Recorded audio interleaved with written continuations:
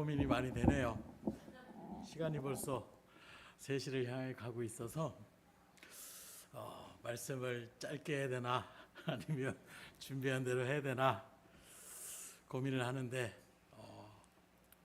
항상 주님께서 인도하시는 대로 4시에 가면 4시에 끝나는 거고 5시에 끝나면 5시에 끝나는 거고 하나님의 말씀을 그래도 있는 그대로 준비하는 심령 가운데 하나는 것이 맞다 생각해서 말씀을 전하지만 또 여러분들이 마음을 열고 이 시간 주님께서 주시는 말씀을 잘 받아들여서 주의 일들 가운데 믿음으로 더욱더 든든히 서갈 수 있기를 주님으로 축복합니다.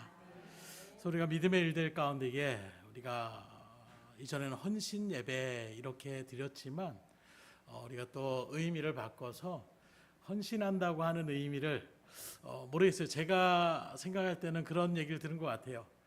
헌신 예배를 드릴 때에는 헌신하는 것처럼 보이다가 또 어느 순간에 헌신한다고 했던 그 모습이 말 그대로 다시 되돌아가는 그런 모습 가운데서 차라리 헌신이라는 말보다는 감사함으로 주님 앞에 드리는 것이 낫지 않나, 이런 의미로 아마 우리 원로 목사님께서 헌신 예배보다는 감사 예배로 그렇게 드리자.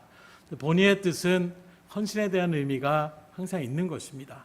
근데 우리가 헌신하면 보통 물질, 또 어떤 정성 이런 것들만 우리가 생각하는데 오늘 성경의 말씀 가운데 비춰보게 되면 삶의 일들 속에서 우리가 나타나는 성실함이야말로 하나님께서 기쁨으로 받으시는 진정한 헌신임을 우리에게 증거하고 있다는 거예요. 그래서 오늘 말씀 가운데 바라보게 되면 준비하면서 그런 생각을 했습니다. 수없이 찬양에 대한 부분들, 또 성가대나 찬양대나 하면 특별히 찬양에 대한 어떤 역사들, 이런 부분들을 많이 나눴는데 그런 마음을 주시더라고요.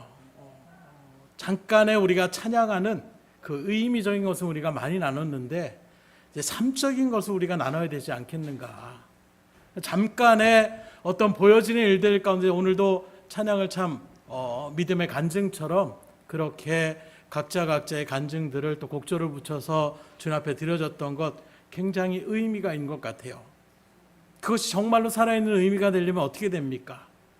잠깐의 찬양으로 끝나는 것이 아니라, 고백으로 끝나는 것이 아니라 그 고백의 마음을 나의 마음에 새겨서 그대로 살아가는 삶이 될 때에 그것이 진정한 하나님 앞에서 온전한 기쁨이 되는 것이고 진정한 하나님의 믿음 가운데 선 것이라는 것을 우리가 분명히 알아야 되겠다라는 거예요.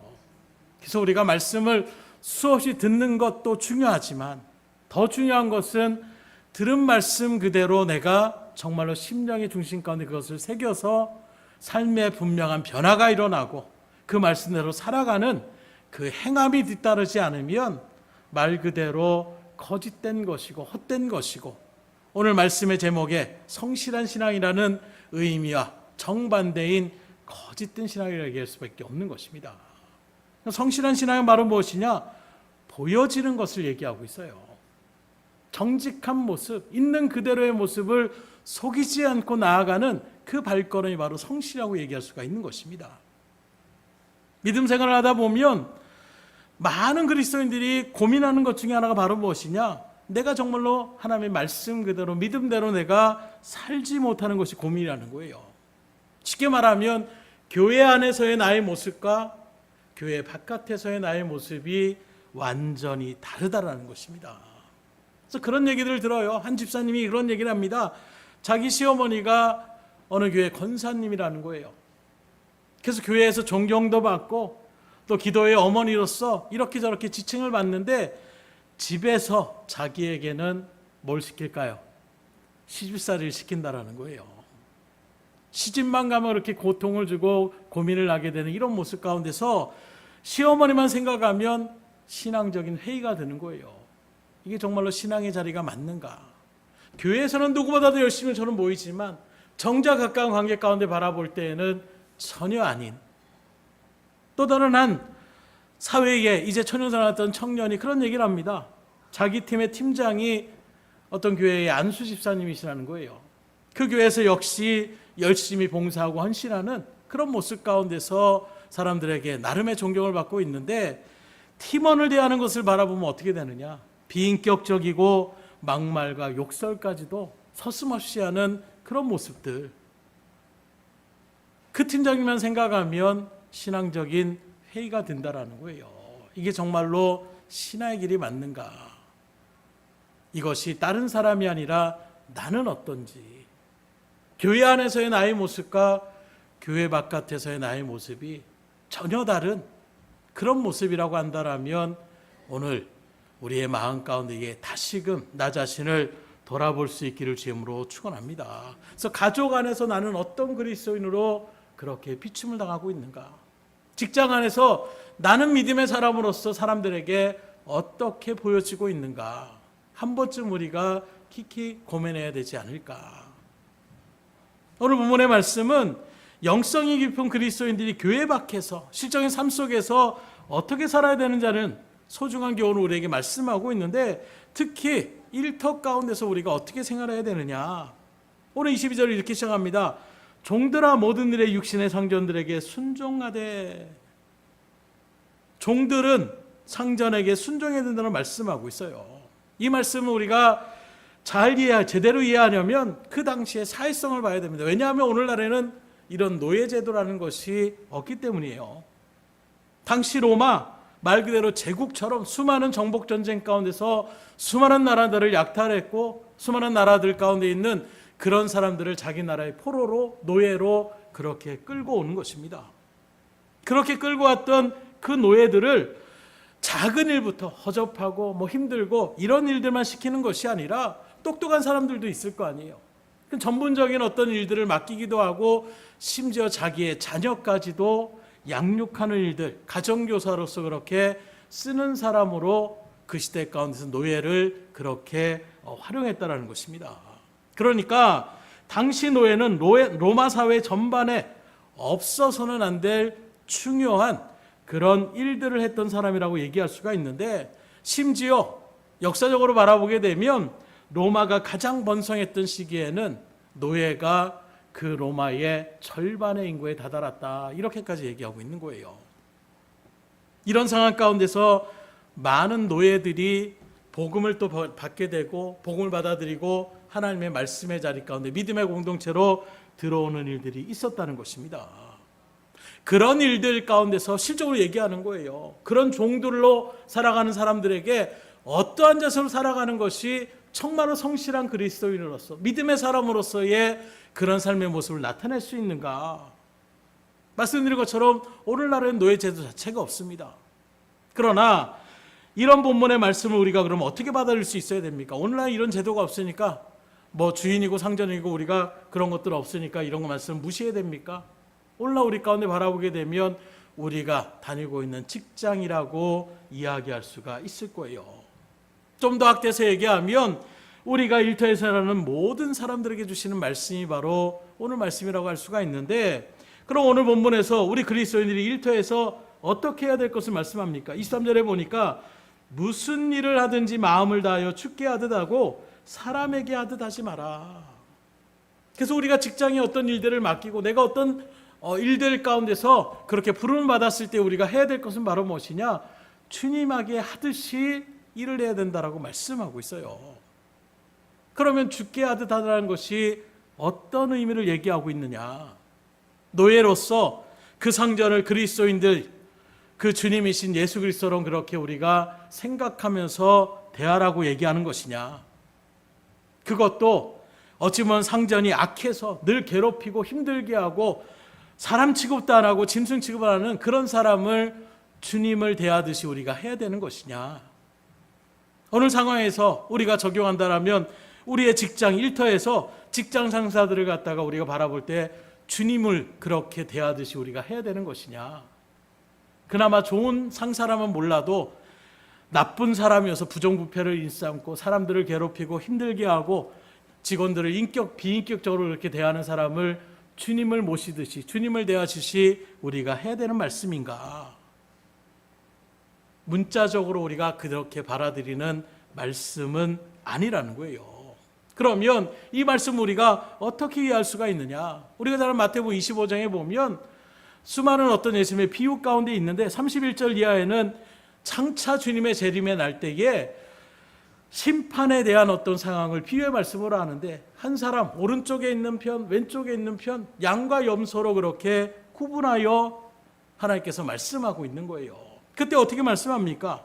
임금이 양과 염소를 구분하여 놓고는 양에게 해당되는 사람에게 이렇게 말합니다. 내가 줄일 때에 너희가 먹을 걸 줬고 목마를 때에 마시게 하였다.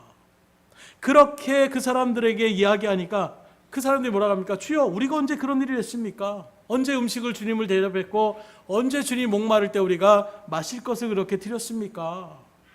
그때 40절에 주님이 너희가 내게 내 형제 중에 지극히 작은 자 하나에게 한 것이 곧 내게 대하여 한 것이다, 이렇게 말씀하고 있어요. 즉 주님께서 우리가 살아가면서 만나는 사람들 가운데에 작은 자들, 다시 말해서 주님의 도움이 필요한 사람들, 그들에게 작은 사랑을 베푼 것이 곧 주님을 온전히 섬기는 것, 대접한 것이라고 말씀하고 있는 것입니다. 결국 이런 말씀을 통하여 뒤에서는 어떻게 합니까? 반대로 염소에 있는 사람들한테는 너희들은 내가 목마를 때 마실 것도 안 줬고 내가 굶주릴 때 주지도 않았고 옥에 갇혔을 때 나를 위로하지도 않았다. 그때 이 사람들이 언제 우리가 주님을 그렇게 했습니까? 그때 동일하게 말씀하는 거예요. 작은 자에게 하지 않은 것이 곧 그런 일들 가운데 있다라고 얘기하고 있는 것입니다. 이 말씀에 비춰보면 오늘 말씀에 답이 나오는 거예요. 곧 죽기에 대하듯 하라. 이 말은 우리가 일터에서 만나는 사람들 다 어이구 예수님, 어이구 우리 주님, 이렇게 우리가 대접하라는 것이 아니라 주님의 마음으로 그 일터 가운데 만나는 사람들을 대하라고 말씀하고 있는 거예요. 나아가서 일터에서 우리가 주어진 일을 할 때에 주님의 마음을 가지고 그 일들을 우리가 감당하는 것, 이게 바로 죽게 하듯 하라는 것을 말씀하고 있는 것입니다. 그래서 그 사람들을 갖다가 우리가 정말로 주님을 대하듯이 굽신굽신한다는 것이 아니라 주님의 마음을 가지고 그들을 섬겨주고 그들을 이해하고 그들을 포용하고 용서하며 나갈 수 있는 이런 일들 가운데 서는 것이 바로 죽게 하듯 하라고 말씀하고 있어요. 우리가 찬양단을 하며 나아갈 때도 마찬가지입니다. 부딪힘이 있을 때가 있어요. 서로의 의견이 맞지 않을 때가 있습니다. 그럴 때 어떻게 됩니까? 서로 다투고 화내는 것이 아니라 그럴 때 상대방의 마음을 읽으려고 노력하고, 오전에도 말한 것처럼 배려의 마음을 가지고 주님께서 그 영혼들을 어루만져 주셨던 것처럼 그 일들 가운데에 같이 그 마음을 내려놓고 하나님 앞에 영광 돌리며 나갈 수 있도록 나아가는 발걸음, 이게 바로 죽게 하듯 하라는 말씀의 진정한 의미라고 얘기할 수가 있는 것입니다. 우리 찬양단뿐만이 아니라 오늘 말씀 앞에서 여러분들도 우리 주변에 있는 사람들에게 이렇게 주님의 마음을 가지고 그들을 대하며 나갈 수 있기를 주임으로 축원합니다. 다시금 22절에 보면 종들아 모든 일에 육신의 상전에게 순종하되, 어떻게 합니까? 순종하라 말씀하고 있어요. 당시 노예로서 그리스도인들이 된 사람들의 입장에서 생각을 한번 해보십시오. 과거에 자기 나라를 쳐들어와서 한순간에 자기의 삶을 무너뜨리고 포로로 자기를 끌고 와서 짐승처럼 노예 취급을 하는 그런 사람들 가운데 지금 사람 이하의 대접을 지금 받고 있는 거예요. 짐승식을 받고 있는 것입니다. 게다가 그런 상전이 악한 사람이 돼서 늘 자기를 힘들게 하고 괴롭히며 나아가는 그런 사람들, 이런 사람들을 앞에 놓고 어떤 마음이 들겠어요? 하나님 믿는 믿음의 일들 가운데 하나님, 내가 뭘 그렇게 잘못했기 때문에 이렇게 나라가 망하고 포로로 끌려와서 악한 사람을 만나가지고 이렇게 힘들고 어려운 일들을 담당할 수밖에 없습니까? 원망할 수도 있을 것입니다. 상황을 봐서 도망을 칠 생각도 하고 있을지도 모릅니다.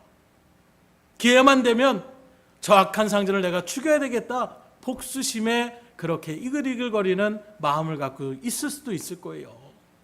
어쨌든 간에 지금 죽지 못해 살고 있을 뿐 희망도 없고 소망도 없는 삶의 의미까지도 다 잃어버린 채 살아가고 있는 그런 자리 가운데 있는 노예의 심정을 얘기해 보십시오.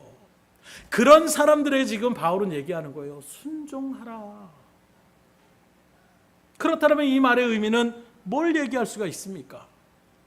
나에게 지금 주어진 상황을 원망불평하지 말고 그것까지도 하나님이 나를 위하여 예비해 놓으신 자림을 믿음으로 바라보며 순응하며 나아가라는 것을 말씀하고 있는 거예요.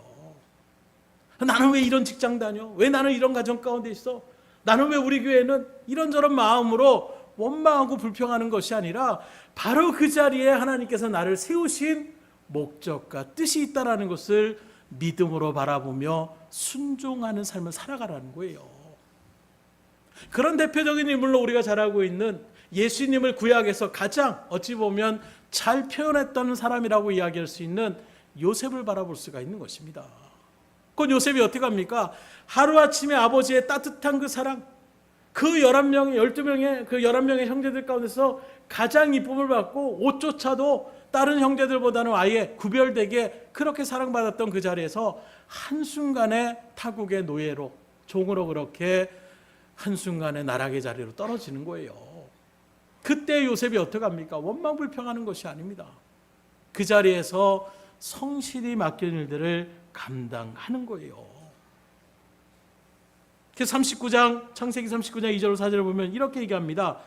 여호와께서 요셉과 함께 하심으로 그가 형통한 자가 되어 그의 주인 애굽 사람의 집에 있으니 그의 주인이 여호와께서 그와 함께 하심을 보며 또 여호와께서 그와 범사에 형통하게 하심을 보았더라. 요셉이 그의 주인에게 은혜를 입어 섬김에. 그 자리, 어떠한 자리일지라도 요셉은 그 자리 또한 하나님이 나를 위하여 택하시고 예비하신 자리로 그렇게 하나님의 뜻으로 받아들인 거예요. 그리고 그 뜻에 맞게 성실하게 순종의 삶으로 나아가니까 어떻게 됩니까? 보디발 장군 주인이 바라봤을 때에도 쟤는 뭔가 특별하다. 제가 믿는 그 일들의 성실한 일들 가운데서 그 요셉만 바라본 것이 아니라 그가 믿고 있는 하나님까지도 인정하며 나아가는 그런 모습들을 나타낼 수가 있더라는 거예요. 그래서 그 요셉을 자신의 가정 총무로 그렇게 세우는 내용을 우리가 창세기를 통해 바라볼 수가 있는 것입니다. 바로 이거예요. 우리가 지금 당하고 있는 처지, 힘들고 어려울 때 있습니다. 그러나 요셉과 같이 정말로 지금 노예의 재간 가운데에 여러분들이 놓여 있지는 않을 거예요. 그런 자리일지라도 나를 이곳에 내려놓으시고 나를 이곳에 세워놓으시고 이런 환경 가운데 나를 불러주신 하나님의 뜻을 먼저 우리가 깨닫는 데부터 시작할 때에 우리가 성실히 주의 일들을 감당해 나갈 수 있는 것이고, 그렇게 성실히 주의 일들을 감당하며 나가는 그 발걸음 위에 여러분들을 통하여 하나님의 영광이 드러날 수가 있다라는 거예요. 찬양단도 마찬가지입니다. 우리 찬양단이 어딜 내나 저는 손색이 없다고 생각을 해요. 그런 모습에서 안타까운 것은 철야 예배나 이럴 때 바라보게 되면 성도님들이 몇 명 나오지 않을 때에 앞서서 찬양하며 나가는 그 모습이 실적으로 바라볼 때에 마음이 무거울 수도 있겠다 이런 생각이 들어요. 그럴 때 정말로 하나님을 바라보는 믿음의 일들 속에서 이 또한 주님께서 나에게 주시는 은혜의 자리요, 또 주님께서 나를 통하여 역사하시는 자리임을 믿음으로 소망하시며 맡겨진 일들을 잘 감당하며 나가 보십시오. 하나님이 여러분들을 통하여 지금도 여러 가지 일들 가운데 역사하시지만 믿음의 고백들을 우리가 같이 찬양으로 올려드리면서 받았잖아요. 삶 속에서 하나님께서 역사하시는 일들을 체험하며 나갔던 그 놀라움의 역사가 더욱더 풍성히 여러분들 삶 가운데에 일어날 수 있기를 주님으로 축원합니다. 그래서 우리가 세상에서 특히 일터에서 어떤 마음입니까? 주어진 모든 상황을 하나님의 뜻대로 우리가 받아들일 수 있으셔야 돼요. 그리고 그런 마음에서 온전하게 맡겨진 일들에 순종하며 나아갈 수 있기를 주님으로 축복합니다. 22절 후반절을 봅니다.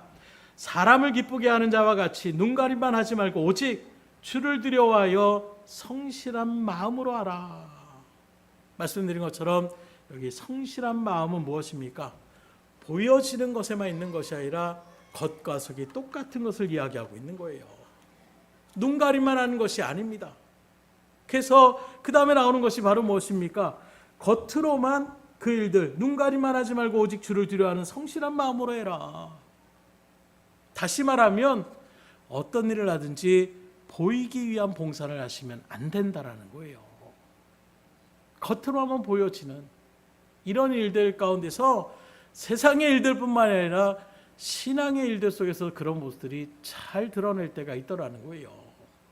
우리 등대교회 성도님들은 그런 일들의 모습들을 오히려 삶으로 오히려 더 실천하며 나가는 모습이 있기에 참 아름답다고 하는데, 예전에도 막 사역을 하다 보면 그래요. 말 그대로 준비하며 나갈 때는 열심히 그 일들 가운데서 멘트도 아주 멋있게 짜고 또 열심으로 나아가고 그렇게 하고 나가면서 나가는 일들 속에서 서로 다투고 이야기하는. 어제도 막 한 프로를 바라보니까 부부끼리 어떤 뭐 숙려 기간이라고 해가지고 이런저런 일들을 하는데 어떻게 저렇게 살지 할 정도의 정말로 말도 안 되는 삶을 살아가는 거예요. 그런 모습에서 자녀들의 어떤 모습을 바라보면서 막 눈물을 글썽입니다. 아, 내가 잘못했습니다. 막 후회합니다. 그렇게 하고 얼마 되지도 않고 여기서 조만큼 걸어가는 일들 속에서 뭐죠? 이렇게 옛날에 카우보이 하면 문을 딱 열면 이렇게 왔다 갔다 하는 그런 문 같은 게 있잖아요. 거길 남자가 먼저 지나가다가 그 문을 이렇게 잡고 놨는데 그게 쓱 다시 돌아가면 제자리를 돌아가면서 여자가 딱 부딪히는 거예요, 무릎에. 그랬더니 바로 그냥 조금 전만 해도 눈물 글썽이고 뭐 이제 반성하겠습니다 했던 사람이 멱살을 막 남편 목살을 잡고선 일부러 그랬지 이러면서 싸우는 모습. 누가 보더라도 저건 눈가림이구나. 보여지는 데서만 그냥 연기하듯이 나아가는. 근데 우리의 신앙도 그런 모습들을 나타낼 때가 있지 않냐라는 거예요. 교회에서는 어유 집사님, 어유 권사님, 어유 장로님, 어유 목사님. 그런데 나가기만 하면 그냥 앞서 서두에 말한 것처럼 사람들하고 막 싸우고 욕하고 전혀 믿는 사람처럼 나오지 않는 그런 모습들을 바라볼 때에 그것이 어떻게 성실하다고 얘기할 수가 있겠어요. 어떤 분도 그런 얘기를 하더라고요. 큰 대형 교회에 그렇게 이제 자녀가 신학을 들어가는 일 속에서 같이 또 답사 겸 해가지고 그렇게 예배를 참석했다는 거예요. 뭐 1, 2층이 꽉 차고 3층에 겨우 올라가서 예배를 드리고 말씀을 듣고 나아가는데 예배 때부터도 막 껌을 짝짝 씻고 왜 예배 자세가 왜 저렇지 하는 마음이 있었는데 끝나고 나니까 여지없이 나타나는 것. 그 교회 규모가 있으니까 나가자마자 막 신호등이 있잖아요. 횡단보도가 있는데 신호를 지키지 않고 그냥 우르르 그냥 나가는 거예요, 사람들이. 믿지 않은 사람들이 바라볼 때 어떤 모습이겠어요? 아니, 누구보다도 도덕적으로 더 세상의 어떤 가치관보다도 하나님 앞에 두려움을 가지고 우리가 더 성실한 모습으로 나아가야 되는데 말씀 앞에서는 아멘! 예, 주여 믿습니다. 이렇게 고백했던 사람들이 나가자마자 뭐 기본적인 어떤 질서를 다 무너뜨리고 그런 모습들을 나타내는 모습을 바라보면서 그 모습을 만약에 하나님이 보고 계시다라면 어떻게 생각하실까? 구약의 이스라엘 백성들이 제사를 지냈지만 하나님 앞에 책망받는 이유가 바로 거기에 있었어요. 짐승 잡고 목에 팔을 꽂고 피가 줄줄 나면서 거기서는 약간 엄숙한 것처럼 보이지만 나가자마자 아이고 이제는 대신을 받았다. 그리고 언제 그러는지 또 세상에서 거짓을 입사하며 나가는 이런 일들과는 서는 모습들. 하나님이 너희들의 제사를 받지 않겠다라는 거예요. 오늘날로 얘기하면 엉망으로 살아가는 그런 모습 속에서 예배드리러 오는데 야, 너 예배드리러 올 필요 없어. 하나님께서 이렇게 얘기하셨는데 어떻게 되겠습니까? 마태복음 6장에 바라보게 되면 예수님이 우리 그리스도인들이 이 세상을 살아가면서 무엇을 하든지 어떤 태도로 하는지를 가르쳐주는 말씀이 기록되어져 있는데 그 마태복음 6장 가운데 반복되는 표현이 있습니다. 그게 바로 무엇이냐? 사람에게 보이려고 하지 말고 은밀하게 하라. 1절에도 구제하며 나아갈 때도 은밀하게 해라. 5절에 기도하며 나갈 때도 사람들 거리에서 나가서 외치면서 기도하지 말고 은밀하게 기도해라. 16절에 금식하며 기도할 때에도 마찬가지 금식하는 표를 아유 나 지금 굶고 있습니다. 나 지금 하나님 앞에 애절한 마음으로 나를 생각하면서 지금 막 혈이 막 살이 빠질 정도로 이렇게 나아가고 있습니다. 사람들에게 어떤 존경이나 이런 것들을 받으려고 하는 이런 외식적인 모습을 나타나게 하지 말고 은밀하게 하라는 거예요. 그러면 은밀한 중에 보시는 하나님께서 갚아 주실 것이다. 근데 우리는 자꾸 사람에게 갚음을 당하려고 해요. 또 뭘 했는데 사람들이 인정해 주지 않으면 괜히 토라지고 사람들이 막 아이고 어떻게 이렇게 했어요? 이렇게 했다라면 거기서 기분이 좋아지고 오늘도 단적인 얘기로 얘기한다면 우리 조철인 목사님이 뭐 복숭아를 막 준비하셨어요. 근데 막 누구도 알아주지 않고 아이 뭐 복숭아 그냥 맛있네. 그냥 먹고만 가면 기껏 준비했더니 아무도 안 알아주네. 만약에 우리 조철인 집사님이니까 제가 예를 들어서 얘기하는 거예요. 그런 마음을 가진다라면 그 아무런 하나님 앞에서 헌신도 안 되는 거예요. 드린 듯 안 드린 듯 주님 앞에 드렸을 때에 사람들이 안 알아줘도 하나님 앞에 감사하는 마음으로 우리 믿음의 성도들, 믿음의 우리 식구, 형제라고 생각하는 마음에서 내가 가지고 있는 것을 이렇게 드려야지 하는 마음으로 우리가 드리면 그 드린 것 자체로 하나님이 그래 네가 사랑을 실천하는구나, 네가 이제 그 일들 가운데 나아가는구나, 하나님이 알아주시면 갚아주시면 이런 마음 가운데 나간다라면 하나님이 얼마나 기뻐하시겠냐라는 거예요. 그래서 제가 좀 그런 저는 쑥스러운 면도 있지만 예전에도 막 필리핀 갔을 때만 선교사님이 쌀 나누기 뭐 하면서 뭐 이렇게 뭐 표창장 이상 뭐 이런 걸 만들어 가지고 공개적으로 막 거기 있는 사람들 앞에서 그걸 막 이렇게 하나씩 이렇게 주면서 어떻게 해요? 사진 찍는 거 제가 제일 싫어하거든요. 근데 나와가지고 꼭 하라는 거예요. 아, 저 목사님 저 압니다. 그랬더니 아이, 저 목사 해야 된다고. 앉아있는데 앉아있을 때부터도 힘들더라고요. 나중에 나와가지고 그거 그냥 빨리 받고 들어갔으면 좋겠는데 받고 고개 돌리고 사진 찍고 그러면서 막 뭐 총회 왜 거기 우리 또 총회장님이 또 오셔가지고 총회장님 또 그 기독교 신문에 또 올려가지고 이런 일들 가운데 서려고 그런 것들을 하는 거예요. 보여지는 걸 좋아합니다. 사람들이 그래요. 근데 신기한 건 뭐예요? 그렇게 찍고 나니까 저도 은연중에 친구 목사님한테 야, 그 사진 봤어? 그거 저도 모르게 자랑하고 싶어하는 마음이 좀 생기더라고요. 이게 사람의 마음이더라고요. 근데 하나님은 그런 것들에게 신경 쓰지 말라는 거예요. 오히려 은밀한 중에 하시라는 거예요. 선교단도 우리 찬양단도 마찬가지입니다. 사람들이 많건 적건 중요하지 않아요. 물론 많이 나오면 더 기쁘고 즐거울 수 있어요. 그렇지만 그 속에서 저는 그래서 그때마다 하나님 앞에 하나님 찬양 받으십시오, 영광 받으십시오 하는 마음으로 찬양을 드리니까 은혜가 넘치더라고요. 그런 마음으로 어떤 상황과 여건, 성도님들 왜 이렇게 호응도 안 해? 왜 그런 일들 가운데 따라하지도 않지? 왜 이렇게 어수선해? 지금 찬양 시간인데 그런 비판의 시간을 보면 다 앞에서 찬양을 하고 있는데 속에서 막 부글부글 끓는, 예전에 저도 그런 마음이 있었기 때문에 그래요.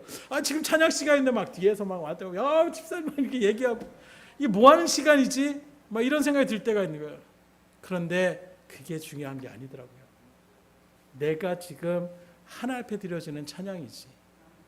그런 일들 속에서 찬양의 인도함을 통해서 거기 있는 사람들이 찬양해야 되는구나, 찬양 같이 해야지, 이런 마음으로 자연스럽게 나올 수 있도록 그것을 놓고 우리가 기도하는 거예요.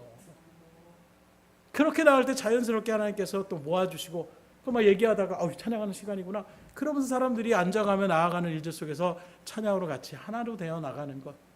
그게 아니고 어떤 분들은 대놓고 막 그러고 찬양 막 하다가 딱 끊고 지금 찬양 시간인데 뭐 하는 겁니까? 이러면서 얘기하면 그 일들 가운데 자리는 앉지만 서 있던 사람들은 또 그런 일들 속에서 괜히 창피함을 느낄 수도 있고 이런저런 일들 가운데서 오전에 말한 것처럼 거치는 돌이 될 수도 있다라는 거예요.